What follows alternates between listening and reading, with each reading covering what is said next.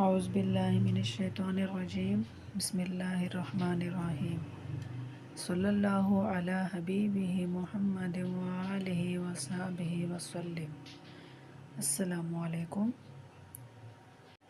حضرت عبداللہ بن عوف رضی اللہ تعالیٰ عنہ سے روایت ہے کہ حضور صلی اللہ علیہ وآلہ وسلم نے ارشاد فرمایا کہ جس کو اللہ تعالیٰ سے کوئی ضرورت پیش آئے یا کسی بندے سے کوئی حاجت ہو تو وہ وضو کرے اور اچھی طرح وضو کرے، پھر 2 رکعت نماز ادا کرے، پھر اللہ تعالیٰ کی حمد و ثنا کرے، درود شریف پڑھے اور پھر صلاۃ الحاجت کی دعا پڑھے۔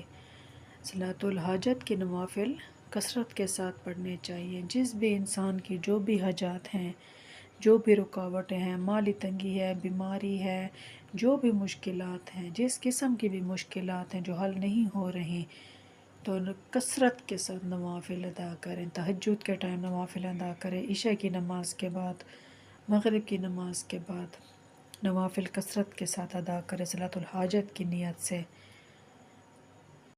جتنے بھی نوافل آپ ادا کر سکتے ہیں، 2 کر سکتے ہیں، 4 رکعت، 6 رکعت، جتنے بھی آپ نوافل ادا کر سکتے ہیں آپ کثرت کے ساتھ نوافل ادا کریں۔ جب آپ کو سخت سے سخت مشکل پیش آ جائے، کوئی راستہ نظر نہ آئے، ہر طرف رکاوٹیں ہوں، بندش ہو، جب آپ کی حاجات پوری نہ ہو رہی ہوں تو آپ نوافل کی منت مان لیں، صلاۃ الحاجات کی نوافل بھی پڑھیں اور نوافل کی منت بھی مان لیں۔ اللہ تعالیٰ آپ کی تمام مشکلات دور کر دے گا، تمام حاجات پوری کر دے گا، تمام رکاوٹیں دور کر دے گا، تمام بندشیں دور کر دے گا۔ اللہ تعالیٰ کی ذات بہت رحیم اور کریم ہے۔ ہم انسان ہی ناشکرے ہیں، ہم میں صبر نہیں ہے، برداشت نہیں ہے۔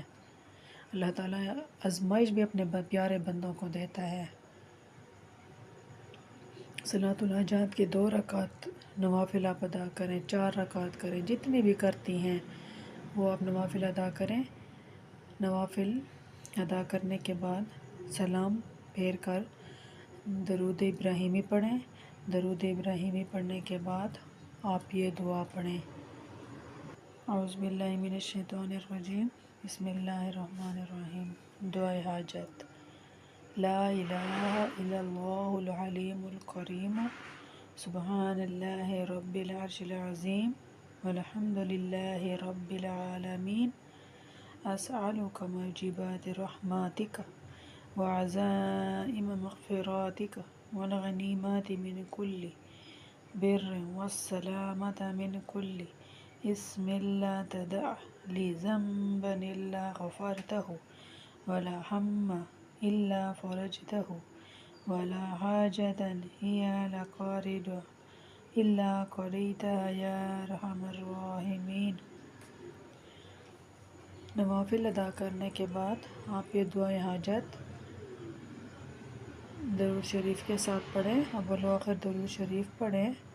ہر نماز کے بعد آپ اس دعا کو پڑھیں، اللہ تعالیٰ آپ کی تمام حاجات پوری کرے گا، تمام خواہشات کی تکمیل ہوگی، تمام مشکلات دور ہوں گے، چاہے وہ مالی ہیں،